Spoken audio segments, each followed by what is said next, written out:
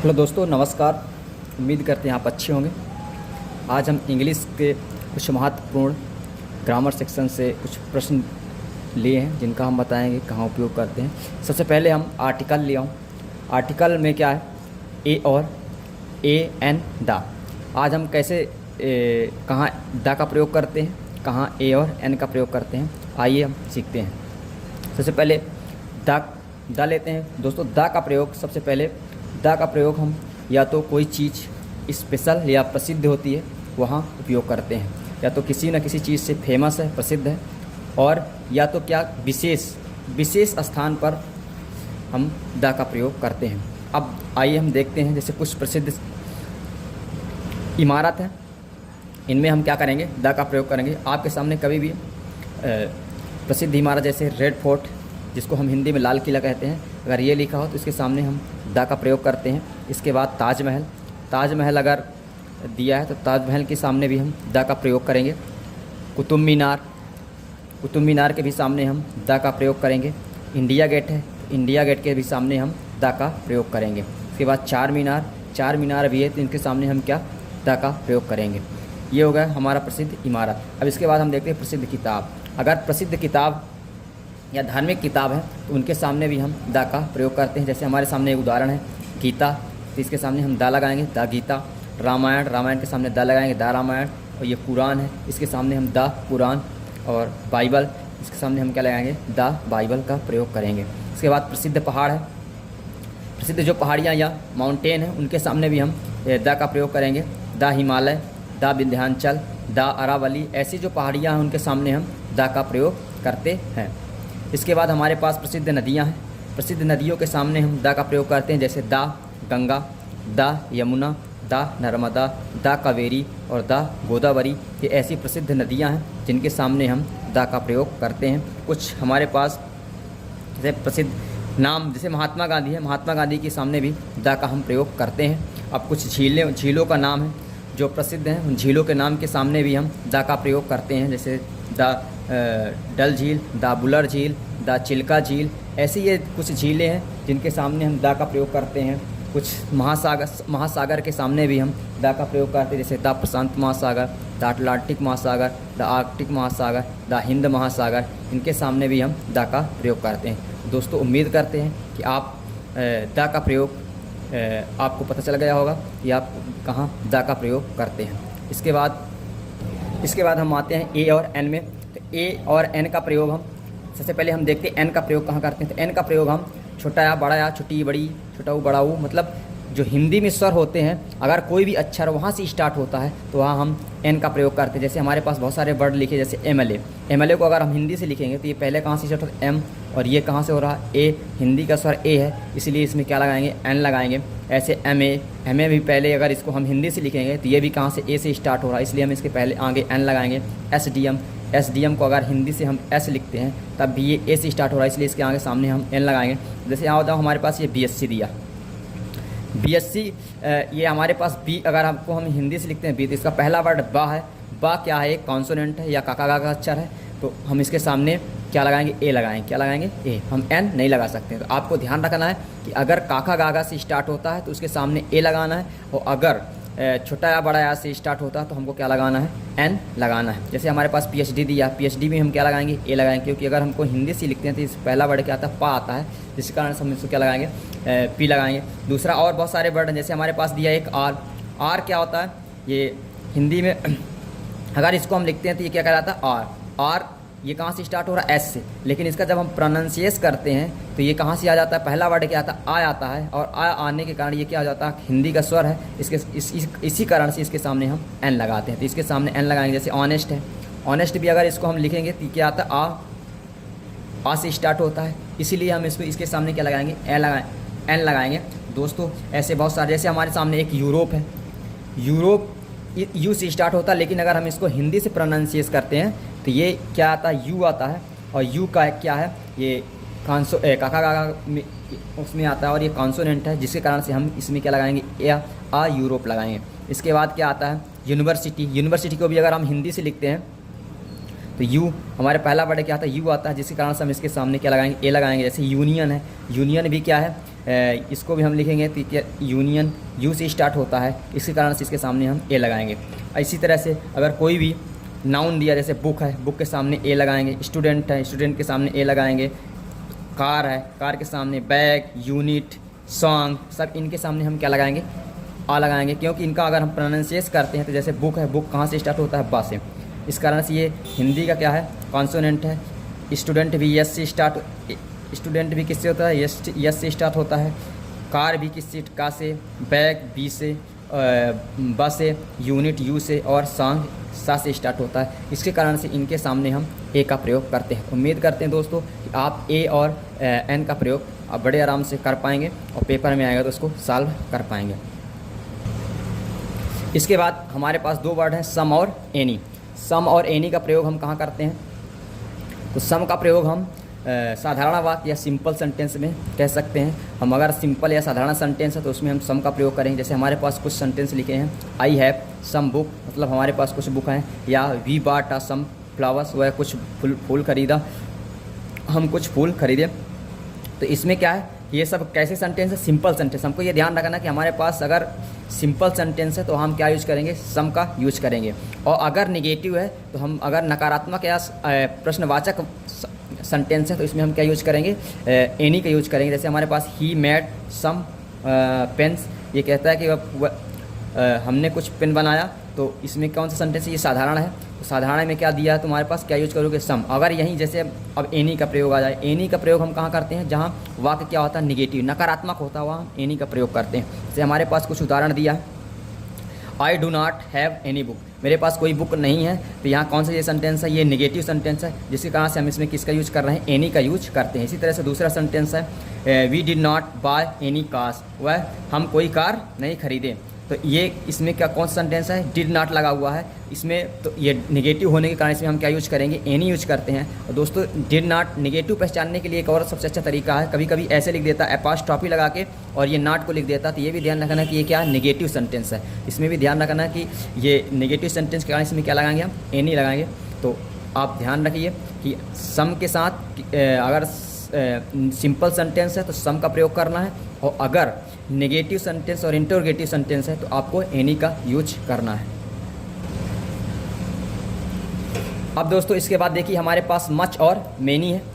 आइए देखते हैं मच और मैनी का यूज कहाँ करते हैं। तो मच और मैनी, मच का यूज हम अनकाउंटेबल का मतलब है जिसको हम गिन नहीं सकते हैं, उसके सामने हम मच का उपयोग करते हैं। जैसे हमारे पास बहुत सारे उदाहरण दिए, मच टाइम, टाइम को हम काउंट नहीं कर सकते हैं, तो ये हमारा क्या है, मच है। फिर मच लक, लक को हम कभी काउंट नहीं कर सकते, इसलिए क्या है हमारे पास ये क्या है, अनकाउंटेबल है। अनकाउंटेबल होने के कारण इसके हम मच का यूज करते हैं। मच एनर्जी, एनर्जी को हम अनकाउंटेबल है, इसको काउंट नहीं कर सकते हैं, इसलिए हम क्या यूज करते हैं, मच करते हैं। मनी, मनी भी अनकाउंटेबल है, इस कारण से इनके सामने क्या यूज करते हैं, मनी, मच यूज करते हैं। तो दोस्तों अगर अनकाउंटेबल मटेरियल है या कोई भी नाउन है जिसके सामने हम क्या यूज करेंगे, मच करेंगे। और अगर काउंटेबल है, काउंटेबल का मतलब जिसको हम गिन सकते हैं, ऐसा कोई नाउन है तो उसके सामने हम क्या यूज करेंगे, मैनी का यूज करेंगे। जैसे हमारे पास फ्रेंड है, फ्रेंड को आप गिन सकते हैं तो इसके सामने मैनी का यूज करेंगे। कार है, कार्स को आप गिन सकते हैं कितनी कार हैं, तो क्या मैनी यूज करोगे। बुक, बुक्स को आप गिन सकते हैं तो ये इसमें क्या यूज करोगे, मैनी यूज करोगे।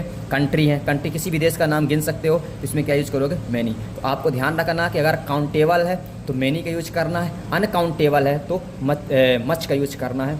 और इसके बाद हमारे पास आता है रिलेटिव प्रोनाउन, जो पेपर में इस समय सबसे ज़्यादा पूछा जाता है, हु और विच।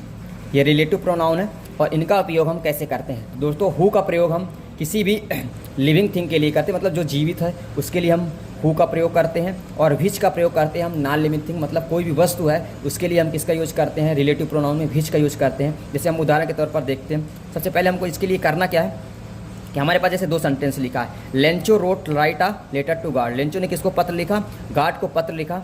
लेंचो वाज अ पीसेंट, वह एक किसान था। तो अब देखो दोस्तों इसमें क्या हमको रिलेटिव प्रोनाउन करना है, इसको रिलेट करना, दोनों को सेंटेंस को, ये अलग अलग सेंटेंस दिया, ए दिया है और बी दिया, इन दोनों सेंटेंस को हमको क्या करना, रिलेट करना। रिलेट करना मतलब एक साथ हमको लिखना है। तो यहाँ जैसे अब क्या करना क्या है कि जैसे हमारे पास ये जो सब्जेक्ट है, सब्जेक्ट इसमें कौन है, लेंचो है, ये दो बार लिखा हुआ है, Lencho wrote a letter to God. फिर इसके बाद क्या है, लेंचो वाज अ प्रेजेंट। अब ये लेंचो जो हमारे पास सब्जेक्ट है उसको हमको क्या लिख देना है, ये वाला सब्जेक्ट हमको लिखे रहने देना है और ये वाला सब्जेक्ट को हमको हटा देना है और इसकी जगह हमको क्या राइट कर देना है, हु राइट कर देना है।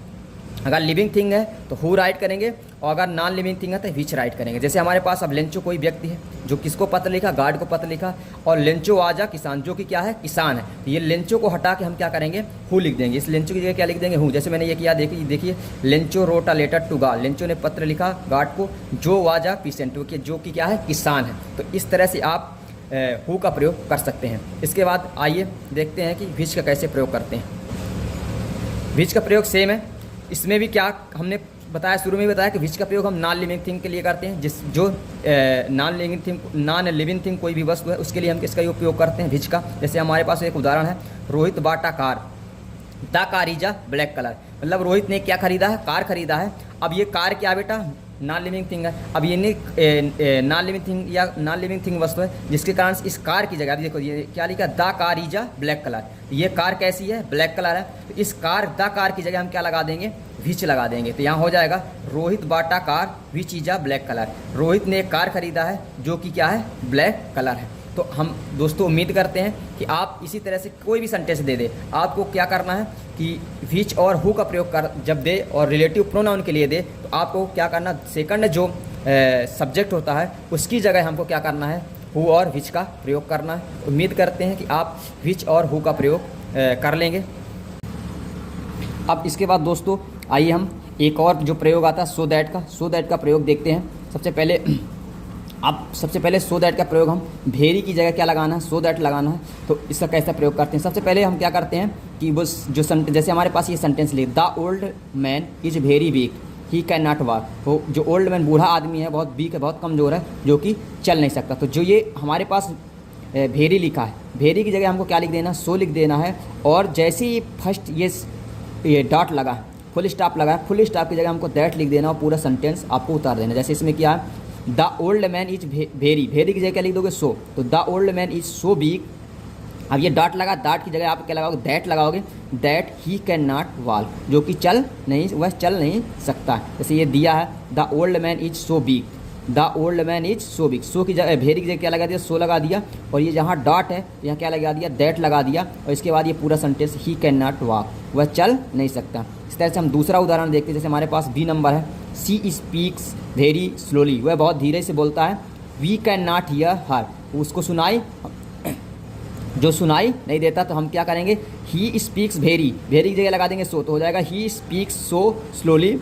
वी, अब यहाँ ये डॉट लगा, डॉट की जगह हम डॉट हटाएंगे और क्या लिख देंगे, दैट। क्या लिख देंगे, दैट। जैसे ये लिखा है, डॉट की जगह क्या लिख दिया, दैट। और इसके बाद कॉपी कर देंगे, वी कैन नॉट हियर हर, जो यहाँ सुनाई नहीं देता। दोस्तों अब तीसरा उदाहरण देखते हैं। जैसे हमारे पास एक तीसरा उदाहरण है, फिर से हमको कुछ नहीं करना है, जहाँ सो है भेरी है वहाँ क्या लगा देना, सो लगा देना है। और जहाँ डॉट फुल स्टॉप है वहाँ हमको दैट लगा के पूरा सेंटेंस उतार देना है। जैसे हमारे पास Kamal is very poor he can not pay fees, Kamal क्या बहुत गरीब है जो कि फीस पे नहीं कर सकता। तो इसके लिए क्या करना है, the Kamal is so poor that he can not pay fees, वह फीस पे नहीं कर सकता। जैसे ये लिखा, the Kamal is so poor that he can not pay fees. तो आपको क्या करना है, सो दैट का प्रयोग करने के लिए आप क्या करना है, भेरी की जगह क्या लिखेंगे, सो लिखेंगे। और जहाँ फुल स्टॉप है, फुल स्टॉप को हटा करके दैट लिख देंगे और पूरा का पूरा सेंटेंस उतार देंगे। उम्मीद करते हैं आप भेरी की जगह सो दैट का प्रयोग कर पाएंगे। अब आइए देखते हैं सो दैट की जगह टू का प्रयोग कैसे करते हैं। देखिए अब हमको क्या करना, सो दैट की जगह टू का प्रयोग करना है। जैसे हमारे पास दिया सो दैट की जगह हमको टू का प्रयोग करना है। तो आपको कुछ नहीं करिए, जहाँ सो लिखा है, सो की जगह आपको TO वाला लिख देना, टू। और दैट को हटा करके, और दैट के साथ जो निगेटिव वाक्य रहता है, सब्जेक्ट और निगेटिव, इनको दोनों को हटा देना है। सब्जेक्ट, सहायक क्रिया और निगेटिव, इन तीनों को हटा करके उसकी जगह हमको क्या लिख देना, टू लिख देना। ये स्मॉल, ये वाला टू लिख देना है। वो करना क्या, मैं फिर से बोलता हूँ कि जो जहाँ सो लिखा है, सो की जगह TO वाला टू लिख देना है। इसके बाद सब्जेक्ट, हेल्पिंग वर्ब और नॉट को हटा करके टू लिख देना है और पूरा सेंटेंस उतार देना है। जैसे आइए हम देखते हैं। जैसे हमारे पास दिया, the old man is so week that he can not walk. अब इसकी जगह हमको क्या लगाना, टू लगाना है। तो लिख देंगे, the old man is too weak. क्या लिखेंगे, the old man is too weak. अब ये दैट ही कैन नॉट, यहाँ से पूरा हटा देंगे।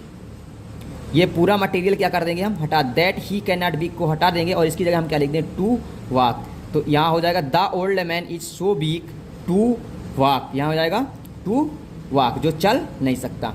तो ये दोस्तों, अब इसी तरह से दूसरा उदाहरण देखते हैं। जैसे हमारे पास है he is so dull that he can not do any work. अब यहाँ क्या करना, हमको सो की जगह क्या लिखा देना, डबल टी ओ टू लगा देना है। इसके बाद ये दैट ही कैन नॉट को हटा के इसकी जगह टू लगा देना है। तो जो हो जाएगा he is to do any work. तो यहाँ पूरा हमको क्या करना, टू सो दैट की जगह टू का प्रयोग करते समय सो को हटा करके TOO लगाना है और इसके बाद दैट ही कैन नॉट को, मतलब सब्जेक्ट दैट और हेल्पिंग वर्ब और नॉट को हटा करके टू का यूज करके TS2 को यूज करके और क्या लिख देना, पूरा सेंटेंस उतार देना। तीसरा उदाहरण हमारे पास दिया, जैसे he walk too slowly that he can not catch the बस।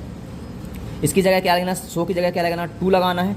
टू लगा के इसके बाद हमको क्या करना है, ये दैट ही कैन नॉट को हटा देना है। दैट ही कैन नॉट की जगह टू लिखना है, टू कैच द बस, बस इतना लिख देना है। तो हमारे पास है he walk too slowly to catch the bus. दोस्तों उम्मीद करते हैं कि आप सो दैट की जगह टू का प्रयोग कर पाएंगे और सो दैट की जगह भेरी का प्रयोग कैसे करते हैं, भेरी की जगह सो दैट का प्रयोग कैसे करते हैं, आप बड़े आराम से कर पाएंगे।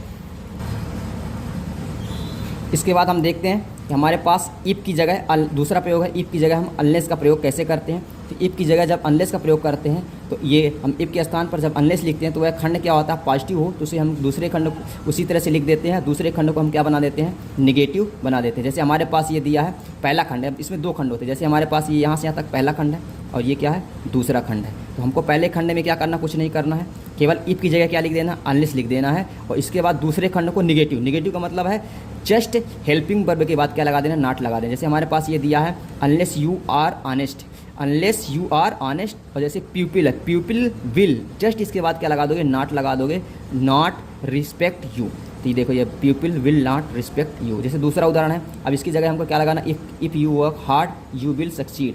तो इसमें क्या लगाना है आपको, इफ़ की जगह क्या लगाना, अनलेस लगाना। तो अनलेस यहाँ लिखिए आप, अनलेस यू वर्क हार्ड। अब यू विल के बाद जस्ट क्या लगाइए आप, नॉट लगा दीजिए। ये जो हेल्पिंग वर्ब है इसके बाद क्या लगा देंगे, नॉट लगा दें, विल नॉट सक्सीड।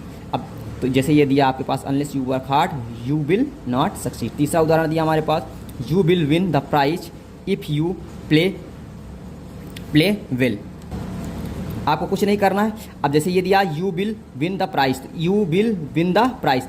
इफ़ आप इफ़ यहाँ दिया, बीच में दिया, तो इसकी जगह आप क्या लगा देंगे, अनलेस लगा देंगे, अनलेस यू प्ले वेल। इसको क्या कर देंगे, इसमें कुछ नहीं करना आपको, सेम इफ़ की जगह बस क्या कर देना कि अनलेस लगा देना है। इसके बाद दूसरा सेंटेंस कौन है, ये है you will win the pay. तो इसकी जगह हम क्या लगा देंगे, यू विल नॉट, यहाँ क्या लगा देंगे, नॉट विन द प्राइज। तो हमको क्या करना, फर्स्ट सेकंड में जहाँ इफ़ लगा है उनको कुछ नहीं करना, केवल अनलेस लगाना है।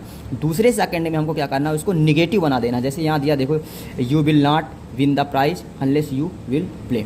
तो दोस्तों उम्मीद करते हैं कि आपको अनलेस की जगह इफ़ की जगह अनलेस का प्रयोग कर लेंगे। धन्यवाद। वीडियो को लाइक करें और चैनल को सब्सक्राइब करें।